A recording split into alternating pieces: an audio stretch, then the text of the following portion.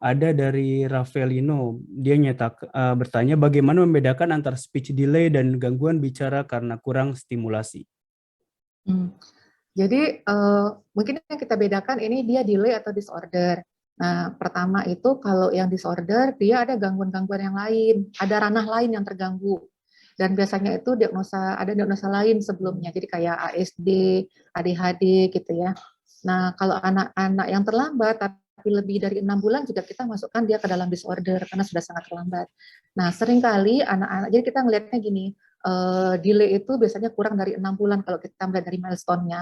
Nah, kalau lebih dari 6 bulan itu maksudnya disorder, walaupun dia nggak ada masalah-masalah yang lain.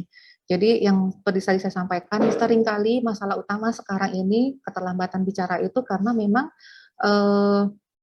si gadget tadi ya, jadi interaksi antara anak dengan orang tua itu jadi sangat kurang karena terdistraksi oleh gadget. Jadi kan kalau gadget itu anak biasanya tuh bahasa reseptifnya bagus karena dia mendengar ya. Tapi kalau gadgetnya perbahasa lain itu lain lagi ya.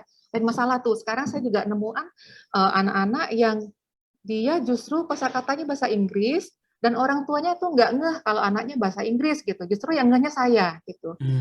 Saya bilang ini anak ibu sebenarnya dia pakai bahasa Inggris. Cuman saya tanya, ibu bisa bahasa Inggris enggak? Enggak. Bapak bisa? Enggak. Nenek bisa? Enggak. Pembantu bisa? Enggak. Tetangga bisa? Enggak. Maka enggak boleh pakai bahasa Inggris. Maka bahasa yang digunakan harus bahasa Indonesia, jadi yang YouTube-nya tuh harus di stop. Kalaupun misalnya anak ingin main pakai nonton TV atau nonton YouTube, maka itu harus ditemani gitu ya, ditemani oleh orang tua dan orang tua menggunakan bahasa orang tua sendiri dengan intonasi yang sendiri gitu. Karena tadi ada prosodi ya, prosodi itu intonasi itu sesuai dengan daerah masing-masing, sesuai dengan culture masing-masing gitu. Karena mungkin di tempat yang dimana culture-nya, kayak kami orang Sumatera pergi ke Jawa itu suka dibilang kami itu kasar gitu. Padahal kalau di Sumatera itu main aman-aman aja gitu. Nah, hal-hal seperti itu tuh mesti dipelajari oleh anak gitu. Nah, dan itu nggak akan dapat kalau anak belajar dari YouTube. Ya, kalau YouTube-nya berbahasa Indonesia, misalnya nonton Nusa dan Rara gitu ya, kadang-kadang anak paham, cuman dia nggak bisa mengekspresikan, karena memang kesempatan untuk mengekspresikan itu hilang, karena waktunya habis dengan gadgetnya. Seperti itu mungkin.